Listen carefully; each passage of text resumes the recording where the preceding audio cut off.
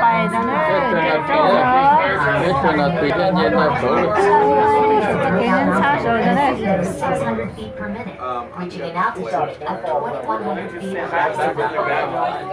The car was installed in March 1987. Each car is steel and is a specially built line and each car is 40 feet high and weighs 12 pounds. 2, 1, and 4-inch vehicles will carry the incline cars up and down the mountain. You should feel more comfortable about your ride, knowing that the cables have a combined strength of 142 tons. The cables are fastened underneath one car, wound around the cars machine room at the top of the mountain, and connected underneath the other car, so that the two cars operate like weights on a pulley.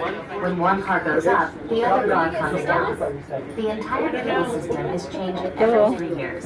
Other safety features include an Otis elevator safety governor, which automatically locks the cars down if their speed goes above 10 miles per hour, a giant automatic brake in the incline's machine room, which will lock down the cars in case of a power failure, and manual brakes. Tay luôn chạy mà mày ơi